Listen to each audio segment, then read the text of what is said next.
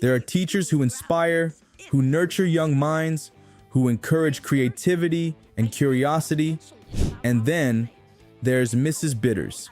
If Kafka, a broken metronome, and a rotting cactus had a love child, it would be her. She doesn't just teach children, she traumatizes them with the same energy most villains reserve for world domination. I don't want to hear another sound from you.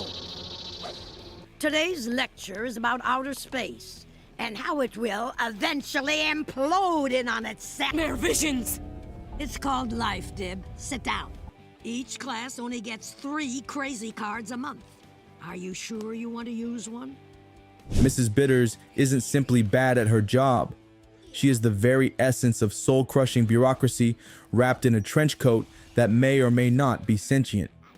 From the moment Zim steps into her classroom, we're introduced to a world where education is less about learning and more about slowly grinding your will to live into chalk dust. To the student body. His name is Zim. Zim, if you have something to say it now. Because after this moment... Her classroom looks like it was designed by someone who thinks medieval dungeons were too cheerful. Now let's break this down in real-world terms. First off, emotional abuse of minors.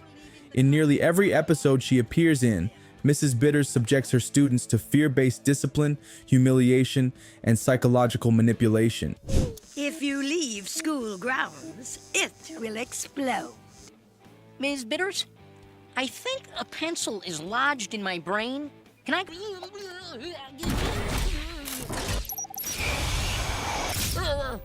I've activated the crazy collar. The white coats will be here any moment. She tells children things like happiness will die, or that dreams are lies, and enforces this with a glare that could crack granite.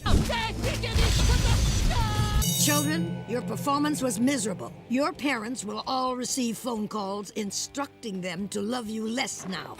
In legal terms, that's persistent emotional harm to minors, which, depending on the jurisdiction, can lead to up to 5 years in prison per documented case, especially if it happens in an educational setting. And since this is a daily event in her classroom, we're already looking at decades behind bars. Then there's gross neglect of duty. Mrs. Bitters doesn't teach. She doesn't manage the class. She doesn't care about lesson plans. Most of the time, she's either glaring into the void, scribbling unintelligibly on the chalkboard, or quite literally transforming into a monster mid-lesson. But in a shocking display of school spirit, Dib has come in first by selling 100 candy bars. Congratulations. By real-world standards, this would be a fireable offense 10 times over. But in legal terms, when a teacher refuses to provide even the minimum standards of education or care, it can cross into criminal negligence, especially when it's at the expense of students' mental and emotional health. That's another potential 5 years per child, which in this class alone could rack up to over 100 years if any parent ever had the guts to sue. And we haven't even talked about improper restraint and physical intimidation. Sorry, Mrs. Bitters doesn't need to touch a child to make them freeze in terror. So, young man, now you see that there's a price to pay for eating paste. Would you say that losing the use of your mouth was worth it? Her posture, voice, and undead-like movement style seem purpose-built to induce paralysis. All been given wildlife survival manuals. Today, you will be quizzed on how to skin a moose. But there's that unforgettable moment when she literally grows extra limbs and slams her fists into her desk, sending waves of terror through the entire class. If we apply real-world laws around creating unsafe environments, especially through physical threat or trauma induction, she could be looking at charges akin to menacing, reckless endangerment, and abuse of authority. Stack another 10 years on top, minimum. It's not just that she's cruel, it's that she's institutionally empowered to be cruel. The school board, nowhere to be found. The parents, oblivious or afraid. The principal, MIA. So while her actions are deeply disturbing, what's worse is the eerie implication that no one is going to stop her. That's where things go from darkly comedic to existential horror. And before we move on to the supernatural stuff, because yes, there's plenty, let's pause for a second. If you're enjoying this highly detailed takedown of a woman who may or may not be part banshee, go ahead and subscribe to the channel. It won't save you from her glare, but it might earn you some extra credit in surviving animated horror. Plus, if you don't, she will find out. And you really don't want to be called to the front of the class by Mrs. Bitters. Excellent. Let's take attendance. Terror. Here. Despair. Here. Sanity. Absent. Because as bad as Mrs. Bitters' classroom demeanor is, things start to get truly unhinged once we peel back the musty, chalk-scented curtain of reality and realize that her crimes don't stop at the mental and emotional abuse of children. Nightmare visions! It's called life, Dib. Sit down. And you, Mary, right where your head is, before the Big Bang, there... No, Mrs. Bitters isn't just a terrible teacher. She's a cosmic anomaly in a trench coat. Write what you think each block looks like on the line next to it. Answer each one carefully. Your future depends on it. What does... Let's start with the fact that she can stretch her body across the room without moving. Limbs extend, neck twists. She glides instead of walks.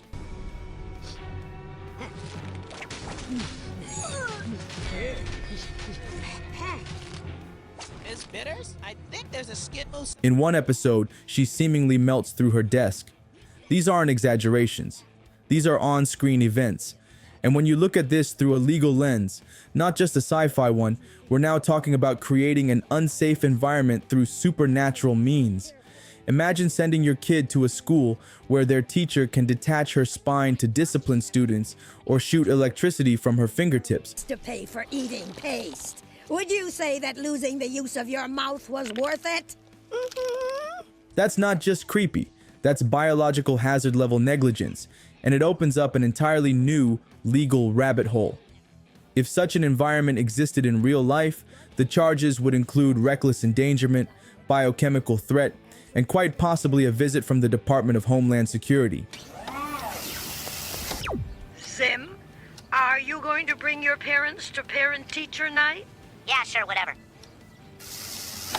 At minimum, she'd be serving another 20 to 30 years, likely in a facility built underground, surrounded by salt circles and federal agents who flinch when the lights flicker. And we haven't even gotten to the way she talks about reality itself. In Parent-Teacher Night, she casually says things like, "The universe is a lie, and your future is pain."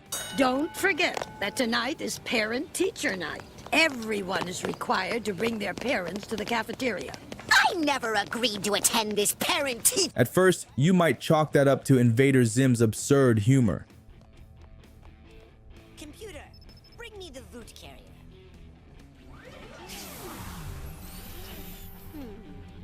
Computer.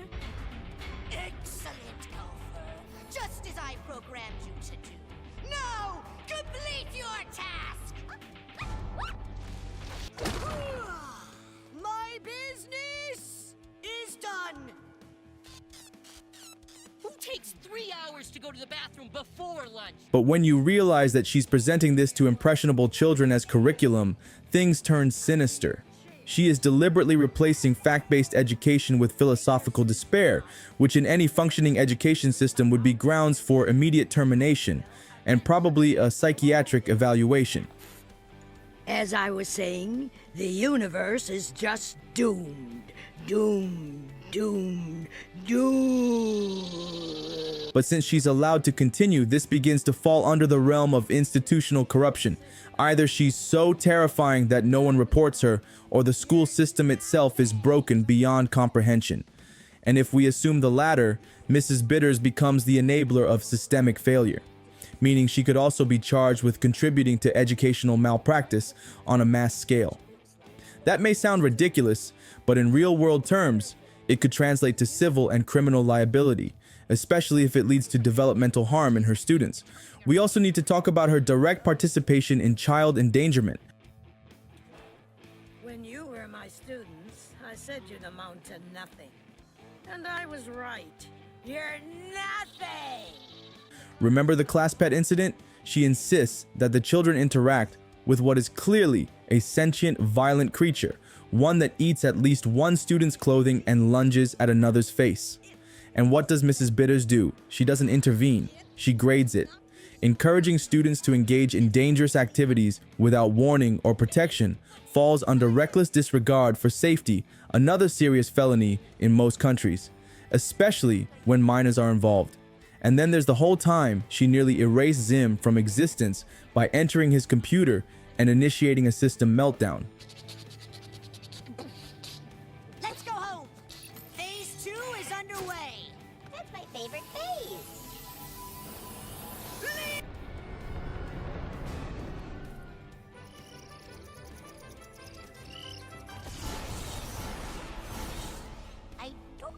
I don't even know what laws apply when a public school teacher tries to commit digital murder from inside a machine, but I'm confident it's not something you walk away from with just a suspension and a talking to.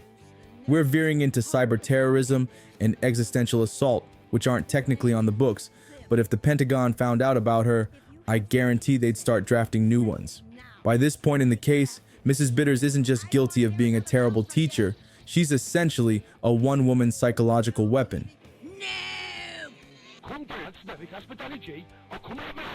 You'll pay for this one. She may not carry bombs, but her voice alone could probably crack NORAD's firewall.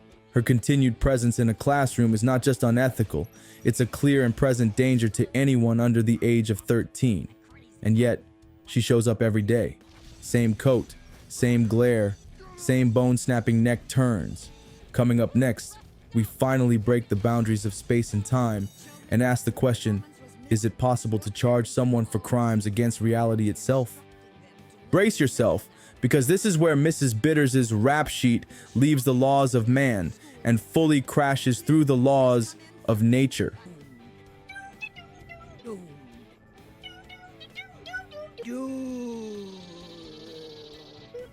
If her earlier offenses were horrifying in a maybe she needs to be fired kind of way, we're now in burn the school down and salt the earth territory.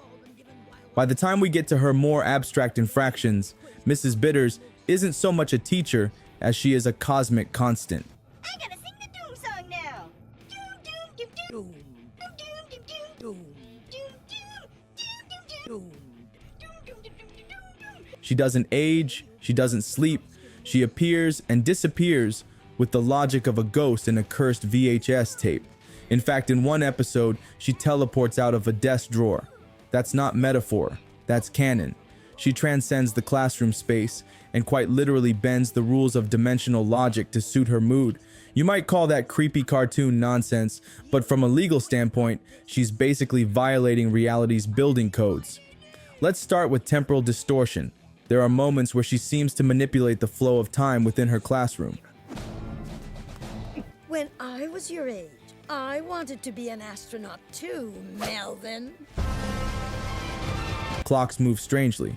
Days end before they begin. And no matter what happens, alien invasions, student disappearances, wormholes, Mrs. Bitters just keeps teaching. Which implies one of two things. Either she's intentionally freezing time to continue her lectures, which feels excessive even by educator standards, or she exists in a constant loop of suspended chronology. Can I go to the nurse? How far in your brain? Pretty far. All right, take the auxiliary hall pen. In either case, we're well into crimes against temporal integrity, which would absolutely be a jailable offense if anyone could figure out what year to sentence her in. Then there's her treatment of other living creatures. She doesn't just ignore pain or fear. She weaponizes it. She's fully aware of how terrified her students are and uses that fear as a disciplinary tool. Zim, are you going to bring your parents to parent-teacher night? Yeah, sure, whatever. That's not just unethical, it's a form of sustained psychological torture. And in some countries, it would be treated as a human rights violation, especially when directed at children. Your parents will all receive phone calls instructing them to love you less now. Under real international law, we're talking Article 7 of the International Covenant on Civil and Political Rights. No one shall be subjected to torture or cruel, inhuman, or degrading treatment. Mrs. Bitters checks every single box and likely invents a few new ones just by existing. And if you think I'm exaggerating, Remember, in one episode, she instructs her students to accept that hope is a lie and that they should look forward to nothing but endless despair. That's not a dark joke. That's a lesson objective. If this were real, no court would need further evidence. She'd be charged with indoctrination through emotional abuse, which, depending on the case, could result in decades of prison time and a fast track straight to a padded cell. It's 3 crazy cards a month. Are you sure you want to use one? Yeah. You will be quizzed on this. Ms. Bitters, I have a mighty need to use the restroom once again. Okay, but that's your last restroom break for the rest. But perhaps her most unsettling quality is that she doesn't seem to be bound by the same biological limits as anyone else. She's levitated. Her eyes have glowed. She's stretched into unnatural shapes. Once she even emitted static just by being annoyed. And if we assume that she has access to some form of dark, unknowable energy, we've officially moved from fire her to contain her. Think SCP level containment. Concrete walls, endless surveillance, and a whole team of psychologists trying not to blink too loud in her presence. Realistically, you can't sentence someone for being a metaphysical horror, but you can sentence someone for what they do with that horror. And Mrs. Bitters, she's committed enough criminal behavior to warrant a life sentence in 6 dimensions. Add up the psychological warfare, the child endangerment, the physical and emotional abuse, the institutional corruption, the supernatural threats, the temporal violations, and the endless destruction of hope. And you're easily looking at well over 1,000 years of prison time. But here's the catch. She'd never serve a single day. Because you can't imprison what refuses to obey the laws of cause and effect. The cell door would creak open by itself. The lights would flicker. And a single slithering shadow would slip back into the classroom, ready to grade your soul.